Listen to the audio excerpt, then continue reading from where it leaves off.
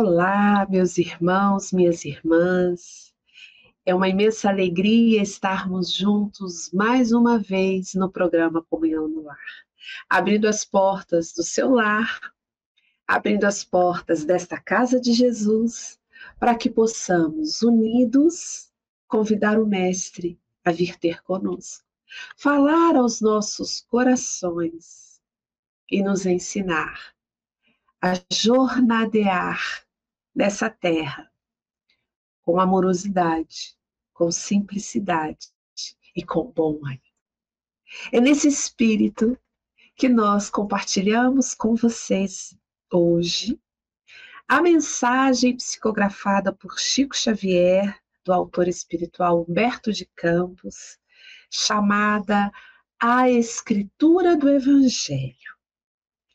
A que será que se refere essa mensagem, não é? E escreve Humberto de Campos. Quando Jesus recomendou a pregação da Boa Nova em diversos rumos, reuniu-se o pequeno colégio apostólico em torno dele, na humilde residência de Pedro, onde choveram as perguntas no inquérito afetuoso. Que maravilha! Então vamos pensar nós, que a nossa casa hoje, a comunhão e a sua casa, somos a casa de Pedro em Cafarnaum.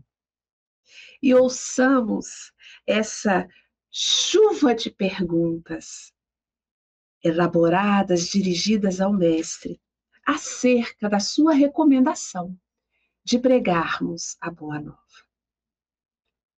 Mestre, disse Filipe, ponderado, se os maus nos impedirem os passos, que faremos? Caber-nos-á recurso à autoridade punitiva? Vejam, Jesus atribui a tarefa aos discípulos do ide e pregai. Hoje, essa tarefa é nossa, os seus discípulos deste século. E as preocupações de Filipe representam muitas das nossas preocupações. Então, aqueles que são maus e que nos impedirem os passos, nós podemos usar o recurso da autoridade punitiva? Nossa missão, replicou Jesus pensativo, destina-se a converter a maldade em bondade, sombra em luz. Ainda que semelhante transformação nos custe sacrifício e tempo, o programa não pode ser outro. Vejam, a nossa missão, diz Jesus, a nossa, homens e mulheres desse século XXI, a nossa missão é transformar maldade em bondade, sombra em luz, ainda que exija sacrifício e tempo, esforço e paciência. Não há como ser diferente. Então, quando nós falamos assim, nossa, está tão difícil, vamos pensar em que momento Jesus nos afiançou que seria fácil. Exige renúncia, sacrifício e tempo.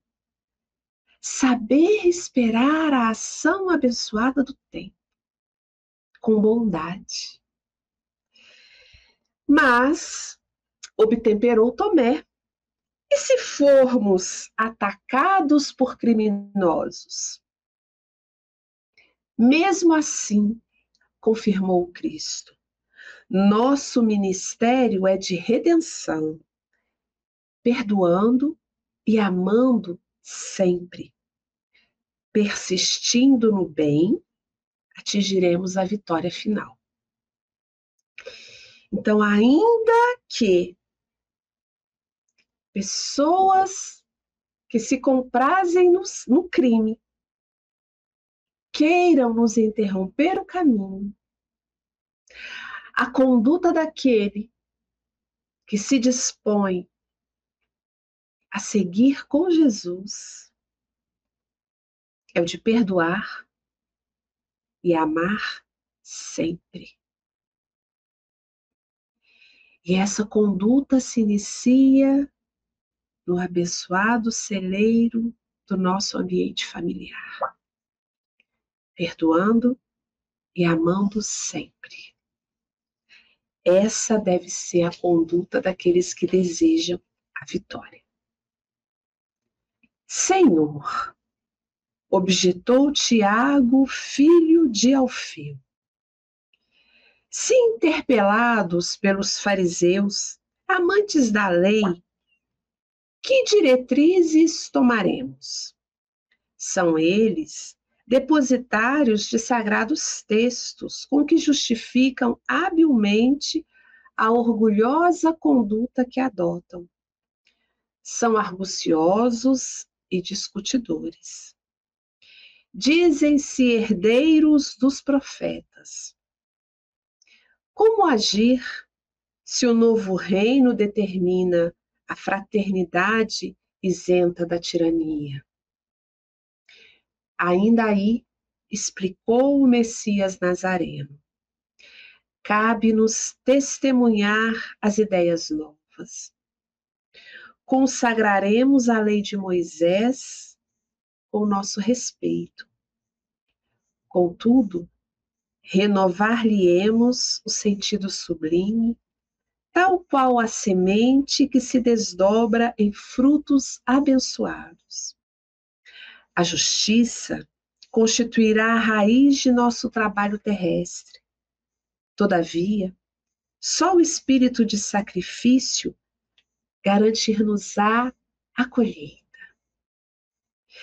Vejam, mesmo diante daqueles ditos conhecedores das leis, nos nossos tempos, daqueles que sabem recitar de cor, de frente para trás, o livro dos Espíritos, o Evangelho e conhecem as Escrituras, ainda assim, diante desses que discutem, que promovem as falácias, o falatório barulhento e poucas ações, Jesus está dizendo que a nossa atitude deve ser de trabalho e de sacrifício.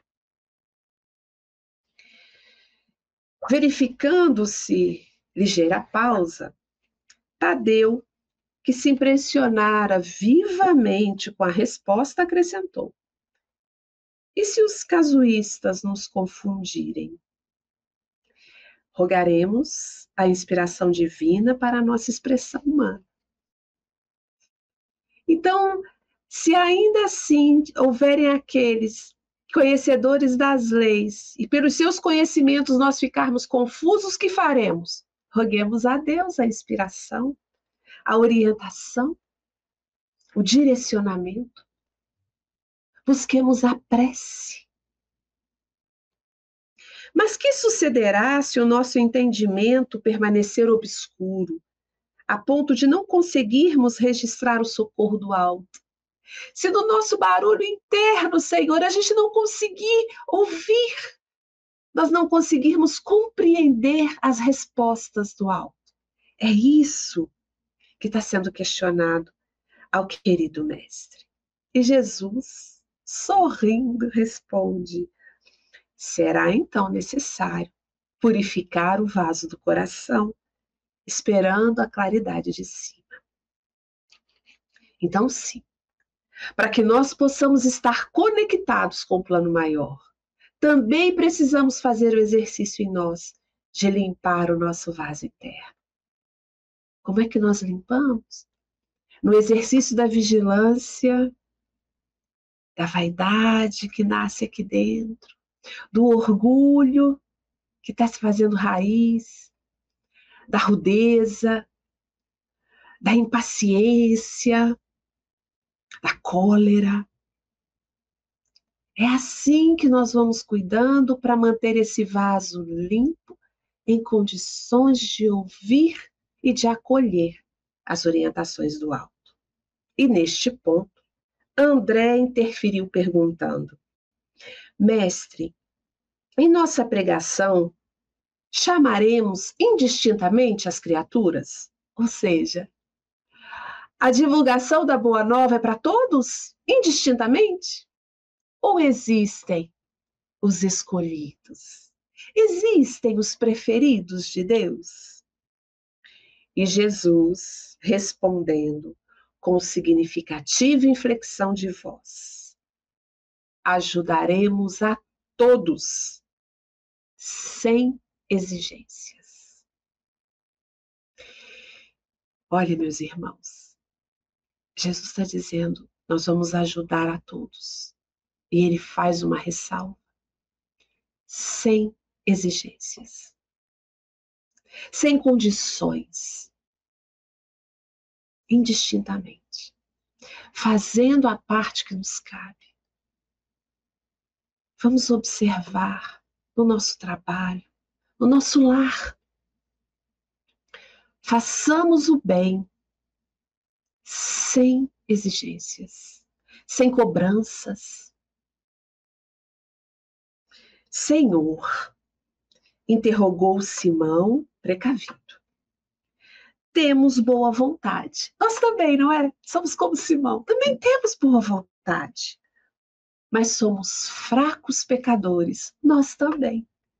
Temos boa vontade e somos fracos pecadores. Erramos, nos equivocamos, caímos da pedra da fraqueza moral.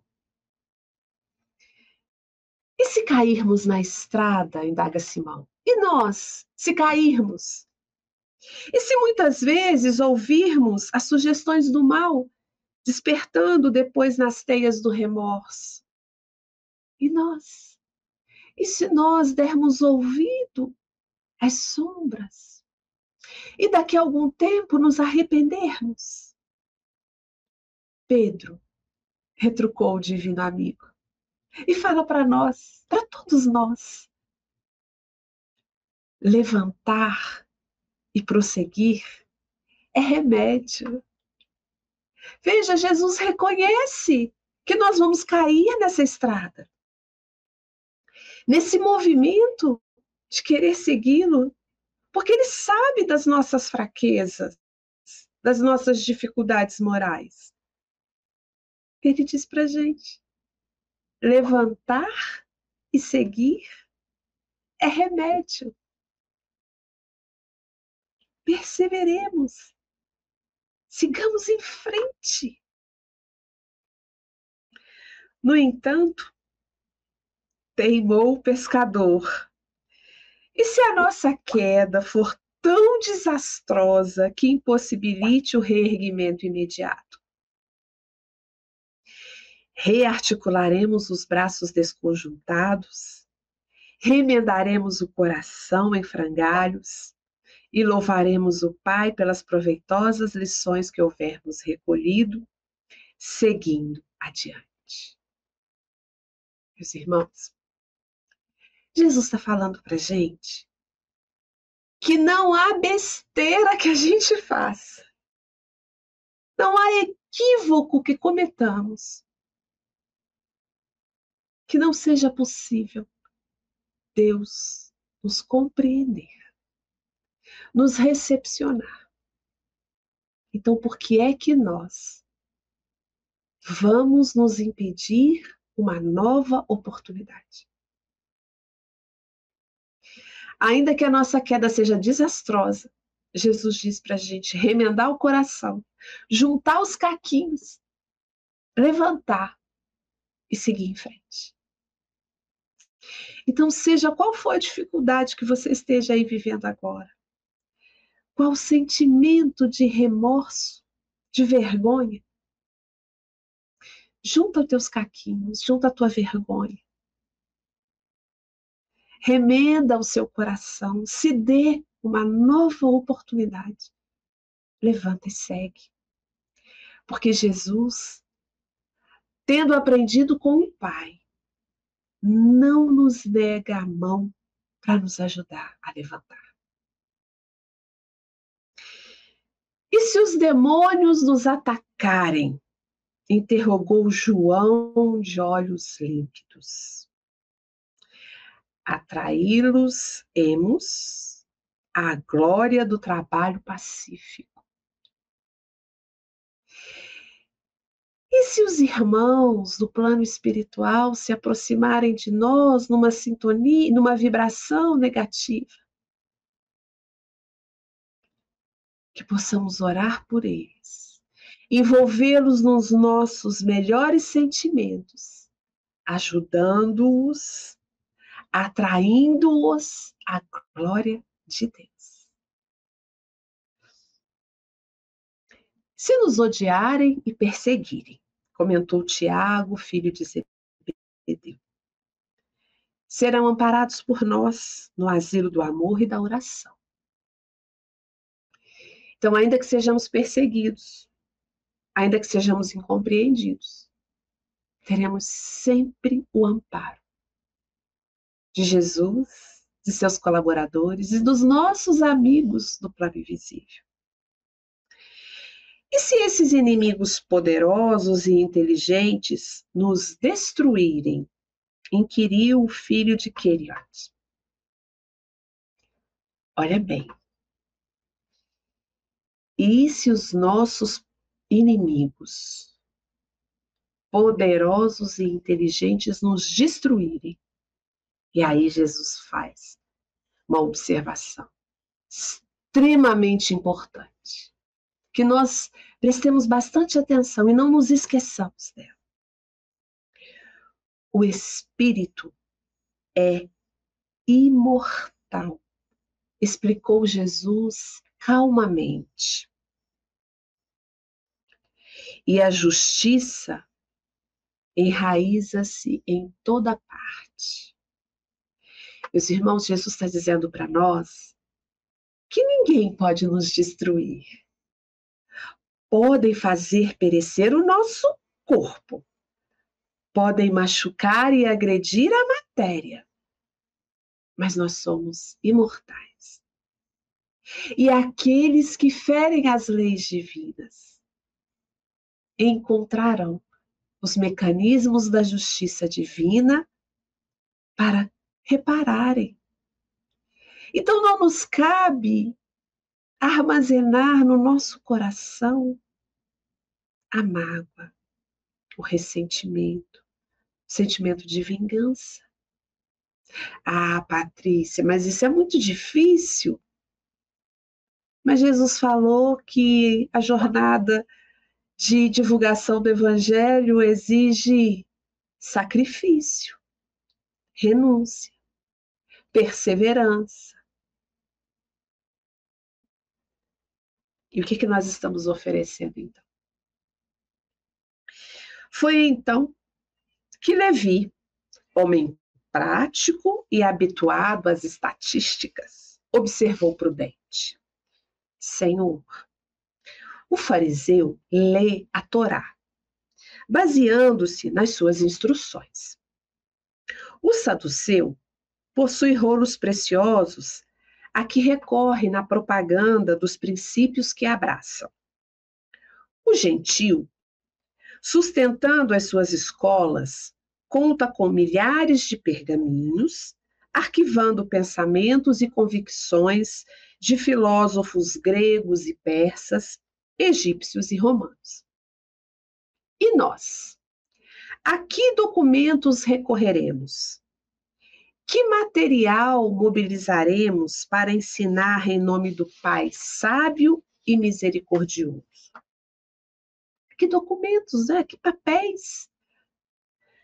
O mestre meditou longamente e falou: usaremos a palavra quando for necessário, sabendo, porém, que o verbo degradado estabelece o domínio das perturbações e das trevas. Valer-nos-emos dos caracteres escritos na extensão do reino do céu. No entanto, não ignoraremos que as praças do mundo exibem numerosos escribas de túnicas compridas, cujo pensamento escuro fortalece o império da incompreensão e da sombra.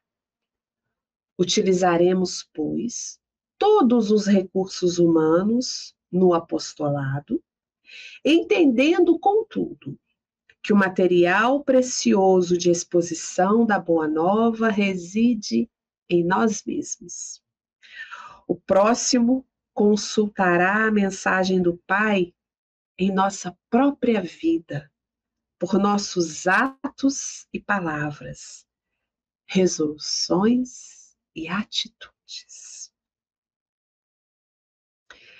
Colocando a sua mão no peito, acentuou: a escritura divina do Evangelho é o próprio coração do discípulo. Os 12 companheiros entreolhavam-se admirados, e o silêncio caía entre eles, enquanto as águas cristalinas, não longe, refletiam o céu imensamente azul, cortado de brisas vespertinas, que anunciavam as primeiras visões da noite. Meus irmãos, aqui nós entendemos quando Francisco, relembrando Jesus, diz: ide e pregai, se necessário, use palavras.